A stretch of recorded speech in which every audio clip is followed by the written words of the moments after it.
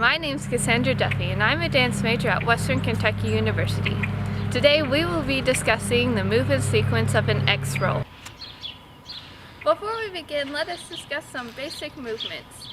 First, with our head-tail connection, you want to make sure that you soften the back of the neck, completing this head-tail connection.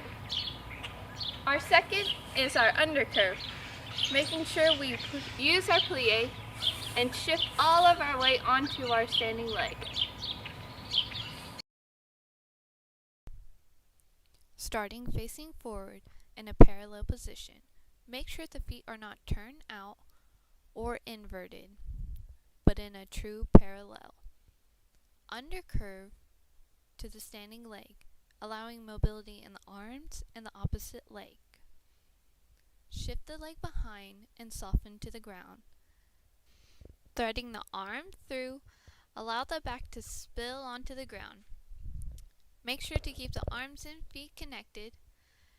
Head-tail connection, pushing up into a crouch, and making sure to articulate through the back as you roll up.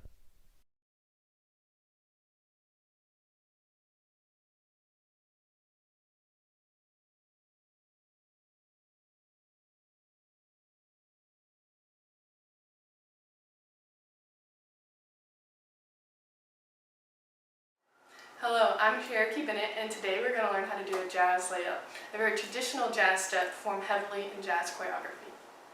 To do a jazz layout on the right side, first we're going to start by stepping on the left foot. Turned out position, knees over toes, and plie. Next, we're either going to brush or develope the right leg.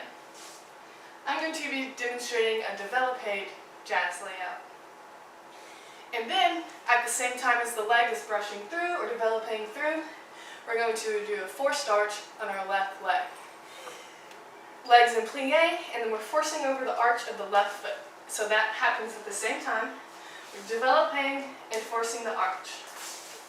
Now, for the top half, the arms come to first position, and then as you cambre back, they come to a high V position, making sure not to cover your face.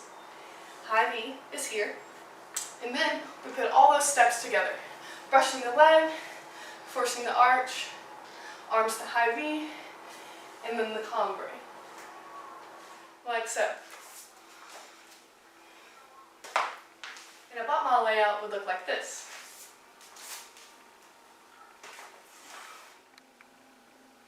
When performing a jazz layout, it's very important to have a very strong core and flexible back. So before you start practicing your jazz layout, make sure you have your core warmed up and you stretched out your back.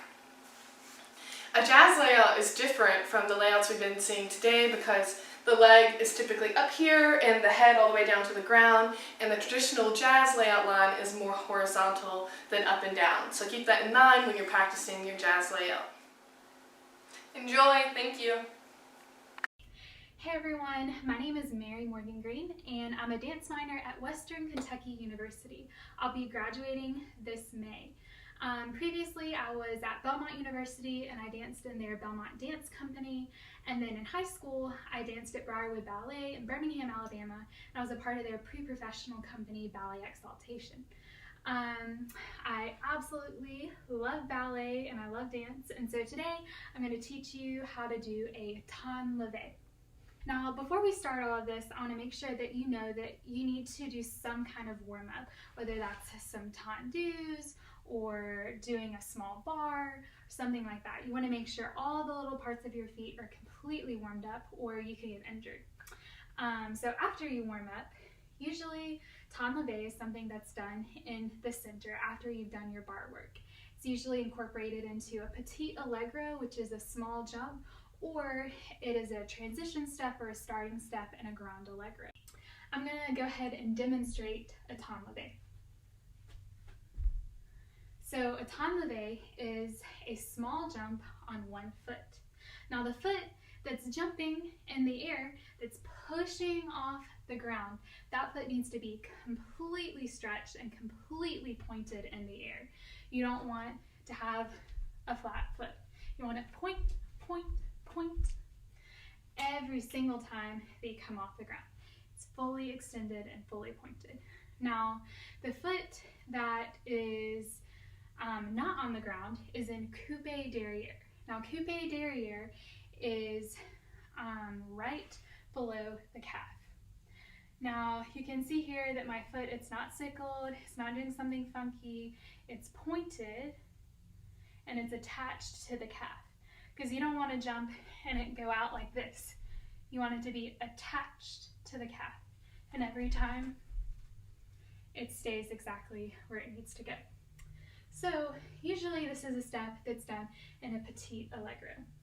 And you might do it several times in a row.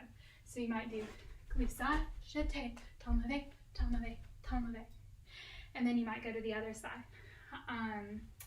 But it's a step that requires lots of strength in the foot and lots of stamina to keep on getting the foot completely off the ground every single time. So I hope that helps.